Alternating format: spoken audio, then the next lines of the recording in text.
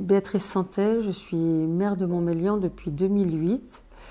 Montmélian, c'est une commune de 4200 habitants aujourd'hui, qui s'est lancée dans l'énergie solaire il y a maintenant 35 ans, c'était en 1983, en décidant d'installer les premiers capteurs solaires sur les toits des vestiaires de la piscine, et qui n'a pas cessé de développer l'énergie solaire sur son territoire depuis lors, depuis 1983.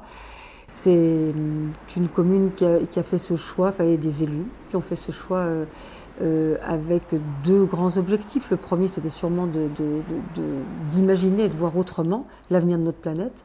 Et finalement, on se dit qu'il y a 35 ans, on avait raison quand on voit ce que nous disent les grands spécialistes de la planète aujourd'hui, et notamment quand on voit le rapport récent du GIEC. Donc cette démarche environnementale, elle était très importante il y a 35 ans.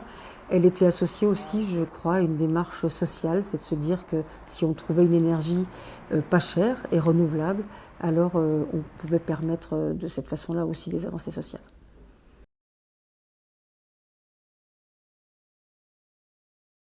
En installant des panneaux solaires sur beaucoup d'immeubles de l'OPAC de la Savoie, beaucoup de logements sociaux, on a vraiment permis, bien avant qu'on en parle aussi clairement, ça nous a vraiment permis de lutter contre la précarité énergétique de la meilleure des façons, avec une énergie solaire qui coûte très peu cher et qui permet à chacun d'avoir un préchauffage de son appartement et surtout de l'eau chaude sanitaire solaire, pas chère. Finalement, à Montmélian, on a été audacieux, parce que oser l'avenir, c'est oser tout court, c'est être audacieux en permanence, c'est pas s'interdire des choses. Et à Montmélian, on a toujours voulu anticiper, aller de l'avant, parfois bousculer même les techniciens sur les questions de solaire, parce qu'on se disait qu'on pouvait progresser. Et je le redis, on voulait progresser d'un point de vue environnemental et progresser d'un point de vue social. Pour ça, il faut faire bouger les lignes en permanence, il faut être audacieux, il faut oser. Et pour moi, oser l'avenir, c'est finalement notre quotidien ici.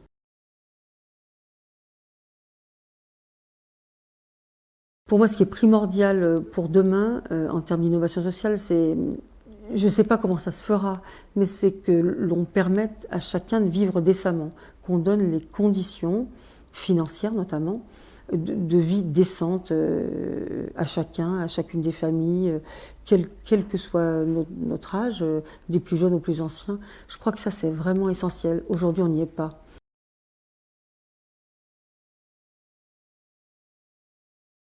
J'espère sincèrement que c'est le travail de chaque collectivité, ça, d'avoir des projets tous les jours au bénéfice du bien commun. J'espère qu'on y arrive. En tout cas, moi, c'est ce que j'essaye de construire au quotidien.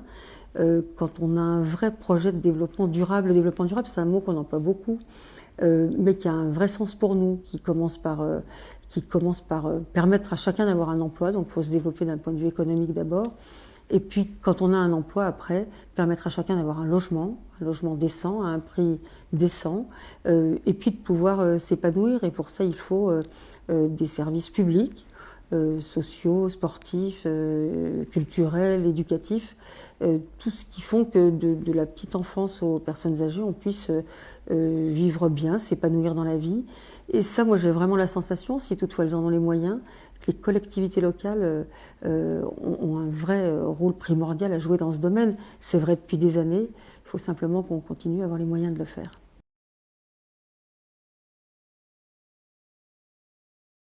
Pour moi en tant qu'élu, et puis une des plus grandes souffrances dans cette société, c'est que certains soient sans projet. Moi je crois qu'il y a personne qui a pas d'avenir, ça n'existe pas, mais il y a des gens aujourd'hui qui ont plus d'espoir, qui ont plus de projet, et c'est ceux-là qu'il faut tenter de raccrocher. Alors je sais pas ce qu'il faudrait changer pour les raccrocher tous, mais moi mon envie en tout cas c'est d'aller les chercher un à un.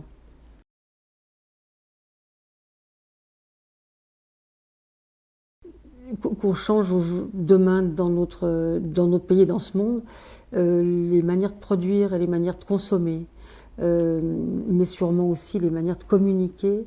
Pour moi, ça me paraît ça vraiment essentiel. Qu'on revienne à des choses où les gens vivent réellement ensemble, Ça, c'est pour la façon de communiquer, mais vivre réellement ensemble, c'est aussi faire une agriculture, hein, comme dans nos secteurs, qui soit une agriculture qui nourrisse vraiment les hommes qui habitent ici, et faire en sorte que chacun ait cette préoccupation de la planète. Je crois qu'on peut donner cette préoccupation avant peut-être des questions énergétiques qui sont un peu complexes pour les uns et les autres. On peut vraiment avancer sur les questions de vie quotidienne et peut-être pour démarrer d'alimentation.